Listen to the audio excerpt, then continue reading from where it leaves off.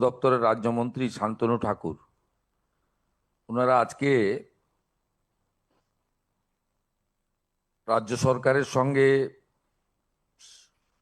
আমাদের shipping department এবং জাতীয় জলপথ দপ্তর inland waterways high level meeting হয়েছে। আধিকারিক লেভেলে শিপিং ডিপার্টমেন্টের সেক্রেটারি, কলকাতা পোর্ট ট্রাস্টের চেয়ারম্যান এবং আইডব্লিউআই এর সংশ্লিষ্ট দপ্তরের আধিকারিকরা ছিলেন।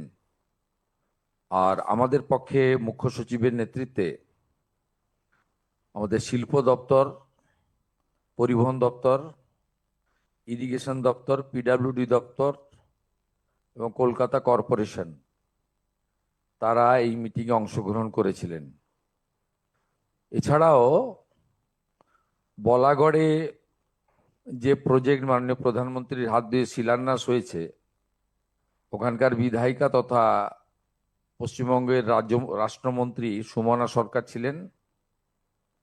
কাশীপুর বেলগাছিয়ার বিধায়ক রিতেশ তেওয়ারি, হলদিয়ার বিধায়ক প্রদীপ বিজলি এবং হাওড়ার বালির বিধায়ক সঞ্জয় সিংহ ছিলেন। তাদের এলাকার কিছু পোর্ট এবং শিপিং আমাদের জাতীয় জলপথ সংক্রান্ত কিছু বিষয় নিয়ে আমি এই প্রাথমিকভাবে কয়েকটা বিষয় উল্লেখযোগ্য আপনাদের মাধ্যমে পশ্চিমবঙ্গের জনগণকে জানাচ্ছি। সেটা হচ্ছে, আমরা দায়িত্ব নেওয়ার পরে মূল্যায়ন করতে গিয়ে দেখেছি এই বিষয়ে গতকাল আদানি গ্রুপের এমডি করণ আদানির সঙ্গেও আমার আলোচনা হয়েছিল regarding Tajpur deep sea port. ওটা তো ইতিমধ্যে ওনারা এক্সিট করে গেছেন এবং আমরা দেখেছি ওটা ভাইবিলিটি ছিল না, কারণ গভর্নমেন্টের হাতে কোনো ল্যান্ড ছিল না।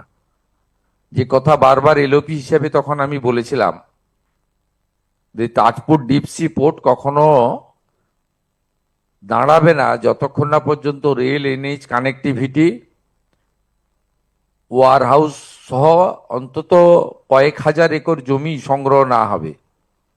ফাইনালি সরকার পরিবর্তন হওয়ার পরে আজকের এই মিটিংয়ে আমরা তার আগে আমাদের যে সংশ্লিষ্ট দপ্তর মাননীয় প্রধান সচিব আছেন বন্দনা যাদব, তিনি তার নেতৃত্বে যে টিম সিএস এর গাইডেন্সে, মনোজ আগরওয়ালজির গাইডেন্সে তারাও যে মূল্যায়ন করেছেন, তাতে তারা বলে দিয়েছেন যে ওখানে পোর্ট সম্ভবই নয়, মানে যেহেতু রাজ্য সরকার হাতে কোনো জায়গা নেই। কিন্তু মানুষকে আমরা আশাহত করছি না। আমরা আজকে নতুন একটা প্রপোজাল নিয়ে গিয়েছি। রাজপুর থেকে 10 কিলোমিটার দূরে দাদন পাত্র বাড়, যেখানে সল্টের পুরনো ফ্যাক্টরি ছিল, সেখানে 1700 একর ল্যান্ড রাজ্য সরকারের হাতে রয়েছে। আমরা এখন ওইটা নিয়ে এগোবো। আজকে আমাদের মিটিং এর এজেন্ডা এটা ছিল এবং মাননীয় মন্ত্রী সর্বানন্দ সোনোয়ালজি এনওসি এবং যদি রেভিনিউ শেয়ারিংও আমরা রাজি আছি। আমাদের ভারত সরকার এবং পশ্চিমবঙ্গ সরকার যৌথভাবে ওইটা নিয়ে আমরা যেটা বাস্তবসম্মত হবে, 1700 একর জমি হাতে নিয়ে আমরা এগোবো। পরে জমি সংগ্রহ করা যাবে। প্রাথমিকভাবে এটা আমরা আজকের এখানে সিদ্ধান্ত নিয়েছি। আমাদের এখনো পর্যন্ত দেশে 17টি জায়গায় ওয়াটার মেট্রো রয়েছে। কলকাতা ওয়াটার মেট্রোতে যুক্ত হচ্ছে। এটি আমাদের আজকের মিটিংয়ে মাননীয় মন্ত্রী এটা কনসেন্ট দিয়ে দিয়েছেন এবং ভারত সরকার 17টি আমাদের রিভার লাইন বা সি বেসড সিটিগুলোতে যে ওয়াটার মেট্রো লেটেস্ট কেরালাতে হয়েছে, কেরালামে হয়েছে, সেখানে আপনার আমরা এই শহর হিসেবে আমরা 18তম শহর হিসেবে যুক্ত হচ্ছি ওয়াটার মেট্রো। এটা শিপিং ডিপার্টমেন্টের একটি ইনিশিয়েটিভ এবং গুড প্রজেক্ট, যেটা ইতিমধ্যে 17টি সিটিতে চলছে। সাগরমালা ওয়ানে আমাদের বিগত রাজ্য সরকার যুক্ত হননি, তাতে কেন্দ্রের কোনো স্কিমেই যুক্ত হননি, তার খেসারত বাংলার মানুষকে দিতে হয়েছে। এবং মুখ্যমন্ত্রীর সভাপতিত্বে যে কমিটি তৈরি করার নির্দেশিকা ছিল, কমিটিও তৈরি হয়নি। আমরা সাগরমালা 1 তো মিস করে গেছি, ওটা ক্লোজ হয়ে গেছে। আমরা খুব খুশির খবর পেয়েছি গতকালই মাননীয় প্রধানমন্ত্রী নরেন্দ্র মোদীজির অনুমোদনে সাগরমালা 2 আমাদের অনুমোদিত হয়েছে দেশে। সেখানে আমরা যুক্ত হওয়ার সিদ্ধান্ত নিয়েছি এবং মুখ্যমন্ত্রীর নেতৃত্বে এই সাগরমালার যে প্রপোজাল, এটা আমরা তৈরি করব এবং 22,700 কোটি টাকার প্রপোজাল আমাদের 5 বছরের জন্য আমরা রেডি করব। এই ফিনান্সিয়াল ইয়ারেও কতগুলো প্রজেক্ট হবে। এই প্রজেক্টের মধ্যে port connectivity, coastal shipping, inland waterways, coastal community development, coastal fishing infrastructure. আমাদের সাগর কাকদ্বীপ নামখানা থেকে শুরু করে নয়াচর থেকে হয়ে আমাদের খেজুরির তালপাটি থেকে আপ টু উড়িষ্যার বর্ডার উদয়পুর পর্যন্ত যে কোস্টাল ফিশারম্যানরা যে কষ্টে আছেন, তাদের ওখানে coastal fishing infrastructure, island development, যেমন আমাদের সন্দেশখালী হিঙ্গলগঞ্জ থেকে শুরু করে গোসাবা বাসন্তী, ঝড়খালি বকখালি ইত্যাদি, নয়াচর, যতগুলো কোস্টাল দ্বীপ আছে তার ডেভেলপমেন্টও এর সঙ্গে করা যেতে পারে। আমাদের কালকে প্রশাসনিক রিভিউ মিটিংয়ে কলকাতার মেয়রও তুলেছিলেন, অনেক বিধায়কও তুলেছিলেন, আন্ডারগ্রাউন্ড টানেল অ্যাক্রস হুগলি। এটা মূলত এনএইচ এর কাজ, কিন্তু কলকাতা পোর্ট ট্রাস্ট বা শিপিং ডিপার্টমেন্ট এনওসি দিতে রাজি হয়েছেন। আমাদের 44টা জেটির নতুন জেটি তৈরি হবে, তার এনওসি এতদিন ধরে শ্যামাপ্রসাদ মুখার্জি পোর্ট ট্রাস্টের কাছে পেন্ডিং ছিল। তারা আমাদের 41টা এনওসি আজকেই দিয়ে দিয়েছেন, আর 3টে এনওসি আন্ডার প্রসেস আছে। আমাদের বিচ রেস্টোরেশন কপিলমুনি আশ্রম সাগর আইসল্যান্ড, সেটা নিয়েও আমাদের যে অনুরোধ ছিল সেটাও পোর্ট আমাদের শিপিং মিনিস্ট্রি মেনে নিয়েছেন এবং আমাদের সাগর যে কপিলমুনি আশ্রম রয়েছে গঙ্গাসাগর মেলা, তাকে আমরা আন্তর্জাতিক স্তরের মেলা করার জন্য পরিকল্পনা এখন থেকে শুরু করলাম। এবং এখানে পোর্টের যে ড্রেজিং সংক্রান্ত বিষয়ে ওনাদের সহযোগিতা দরকার, সেটা আমরা সিদ্ধান্ত নিয়েছি। বলাগড়ে পোর্টের কানেক্টিভিটি রোড এবং আরবি ইতিমধ্যে কাজ শুরু হয়ে গেছে। এর পরের পর্যায়ে কাজ শুরু হওয়ার জন্য টেন্ডার ইত্যাদি প্রসেস IAWY তারা শুরু করছেন। সেক্ষেত্রে বলাগড়ের বিধায়িকা তথা মাননীয় রাষ্ট্রমন্ত্রী সুমনা সরকার 2.5 কিলোমিটার ভাঙন নিয়ে উল্লেখ করেছেন। সেই 2.5 কিলোমিটার ভাঙন রোধে শক্ত প্রোটেকশন, খুব কংক্রিট প্রোটেকশন দেওয়া হবে। আর 45 কিলোমিটার স্ট্রেচ ড্রেজিং এরও সিদ্ধান্ত নেওয়া হয়েছে। কলকাতাতে আমাদের ওইটা দেন, বইটা কলকাতাতে আমাদের, তার আগে আমি বলে দিই আপনাদের, ওই 1 মিনিট, এই 6টা ঘাট তৈরি হচ্ছে: বাগবাজার ঘাট, আহিরিতলা ঘাট, শোভাবাজার ঘাট, মল্লিক ঘাট, বাবুঘাট, রামকৃষ্ণপুর ঘাট এবং বান্দা ঘাট। এই ঘাটগুলির মধ্যে 2টি বিউটিফিকেশন কমপ্লিট হয়ে গেছে, বাকি মানে কমপ্লিট হওয়ার পথে, বাকি 4টাও টেক আপ করতে বলা হয়েছে এবং দুর্গাপুজো পর্যন্ত টার্গেট দেওয়া হয়েছে যাতে এগুলো বিউটিফিকেশন এবং রিনোভেশন এবং ঠাকুর শ্রী শ্রী রামকৃষ্ণ দেব, জগৎজননী মা শারদামণি, তাদের যে ওখানে সমস্ত অতীত স্মৃতি ইত্যাদি রয়েছে তাকে সম্মান মর্যাদা দিয়ে, অর্থাৎ বিকাশ আর বিরাসত, এই যে মাননীয় প্রধানমন্ত্রীর দুটো শব্দ রয়েছে তাকে মাথায় রেখেই আমরা ওখানে করার জন্য ব্যবস্থা নিয়েছি। আমাদের জাতীয় জলপথের 25টা জেটি তৈরি কমপ্লিট হওয়ার পথে এবং সেই জেটিগুলি 2 বছর ধরে ইনল্যান্ড ওয়াটারওয়েজ অথরিটি তারা মেনটেন করবেন, আর 2 বছর পরে রাজ্য সরকারের পরিবহন দপ্তর নেবে। আমাদের একটা প্রাথমিক আলোচনা হয়েছে, এরপরে আমরা ক্যাবিনেট বা ফর্মালিটি করব যে ট্রান্সপোর্ট ডিপার্টমেন্টের সঙ্গে শিপিং ডিপার্টমেন্ট একসঙ্গে আছে, আমরা আলাদা শিপিং ডিপার্টমেন্ট অনেক রাজ্যেই আছে, সেটাও করার বিষয়ে আমাদের প্রাথমিকভাবে চিন্তা ভাবনা হয়েছে।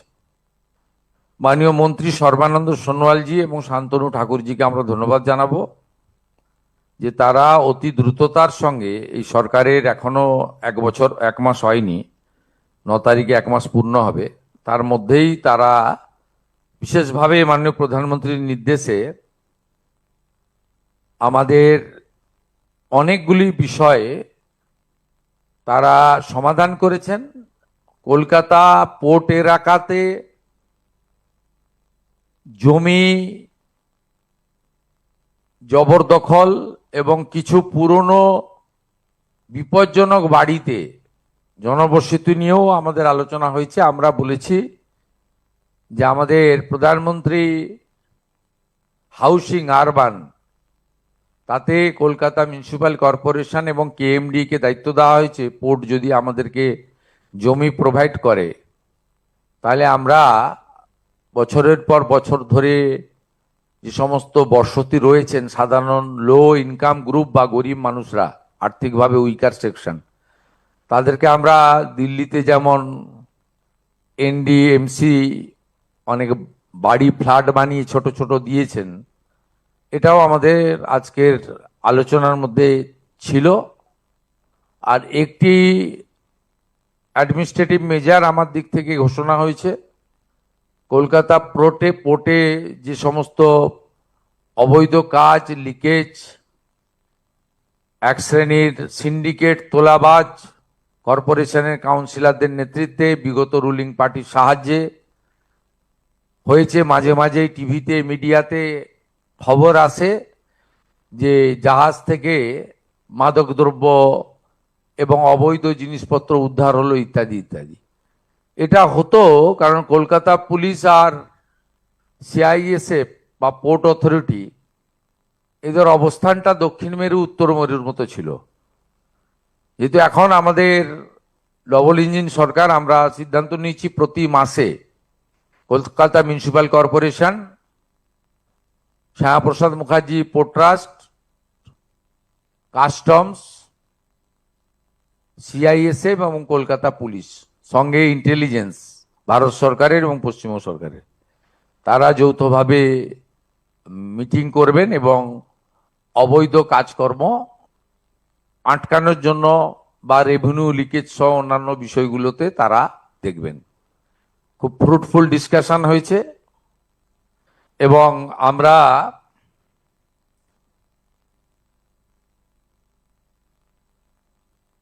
শিপিং মিনিস্ট্রি বললাম,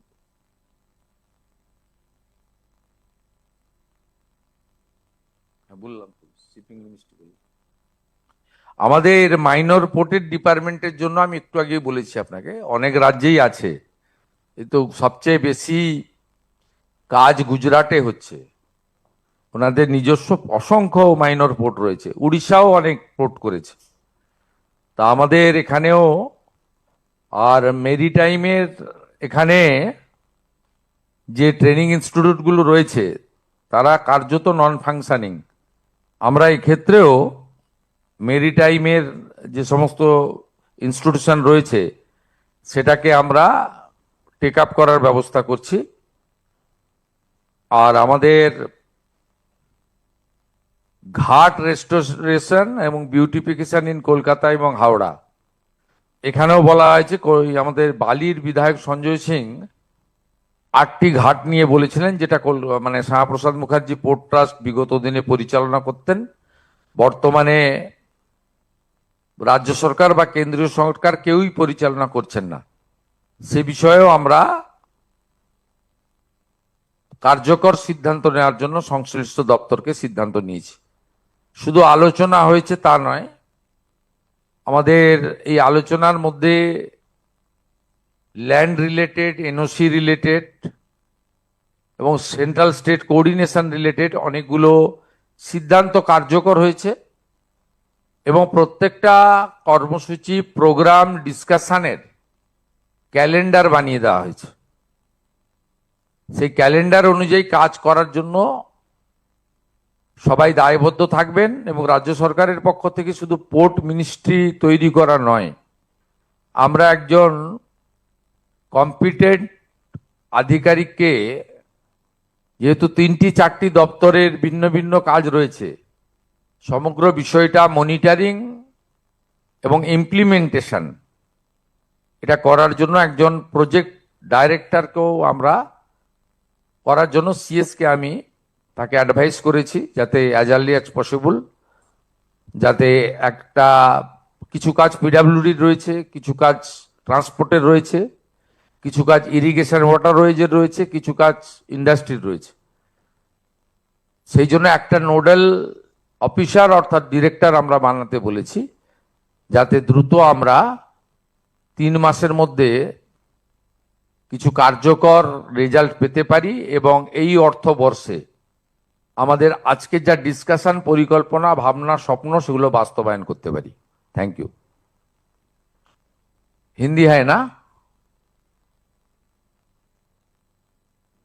आज हमारी सेक्रेटेरिएट में honourable union shipping minister Sarbananda Sonowal ji और minister of state Shantanu Thakur ji, उनका पूरा जो डिपार्टमेंट है under the leadership of the secretary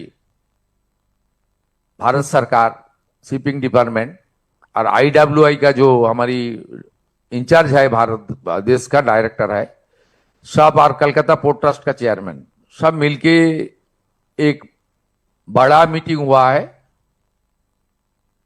मैं स्टेट गवर्नमेंट की ओर से इस मीटिंग में चेयर किया है और मेरा पश्चिम बंगाल की चीफ सेक्रेटरी मनोज अग्रवाल जी और उनका सब आधिकारिक लोग, माने आपका जो रिलेटेड डिपार्टमेंट्स है उनका प्रिंसिपल सेक्रेटरी, एडवाइजर, सब लोग ने पार्टिसिपेट किया।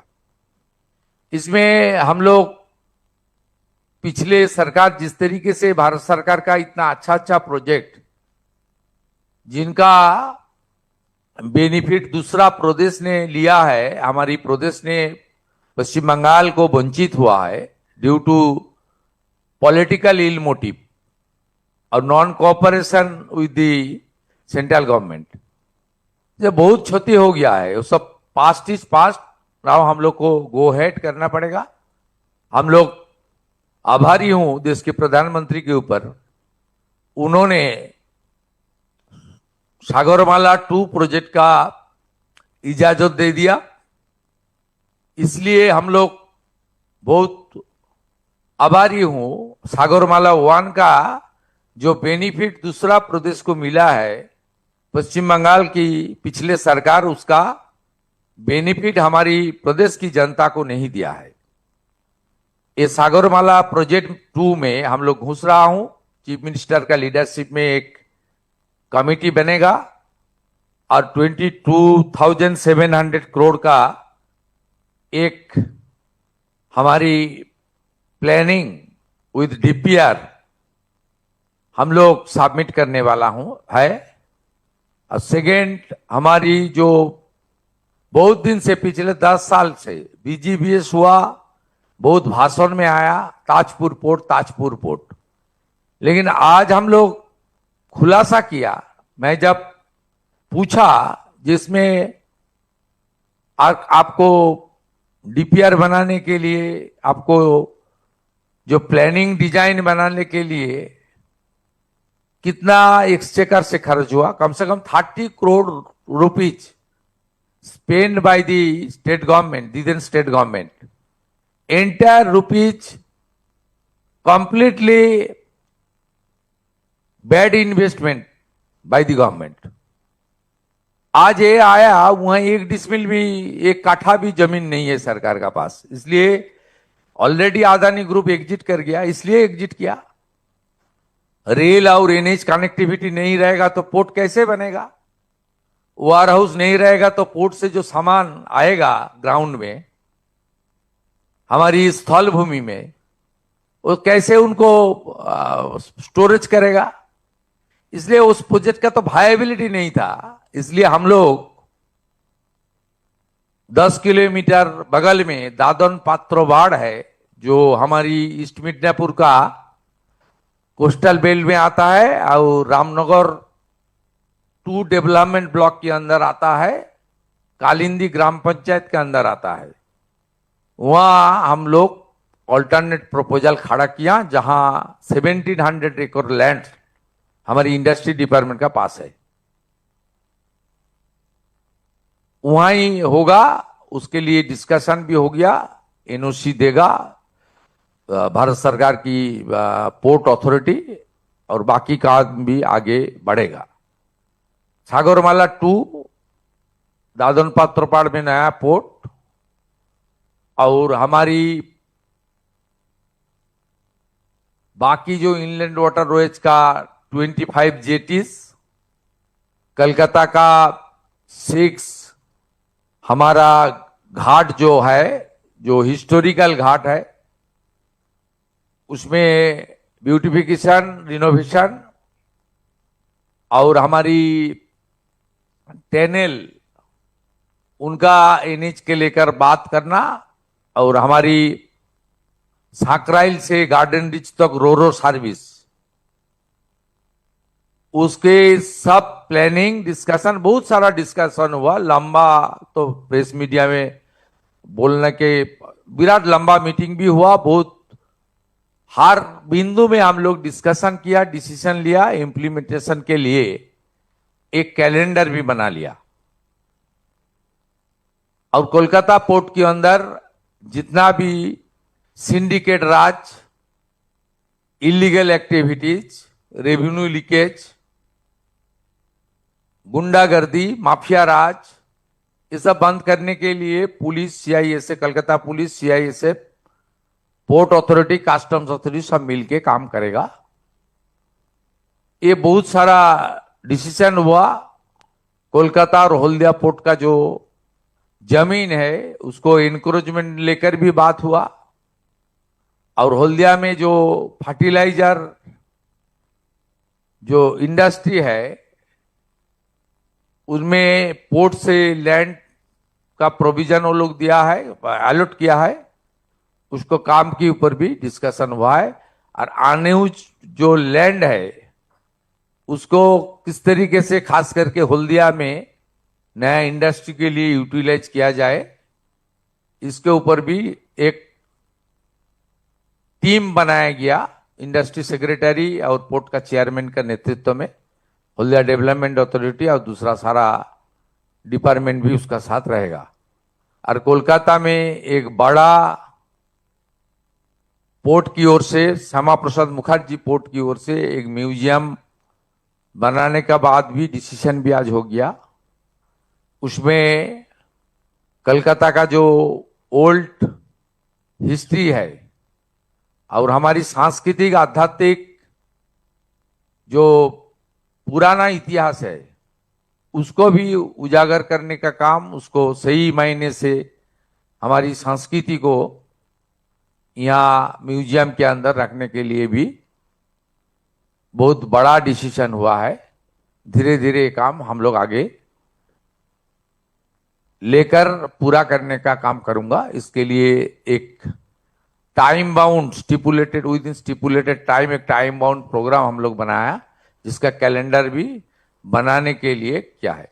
Finally West Bengal government is ready to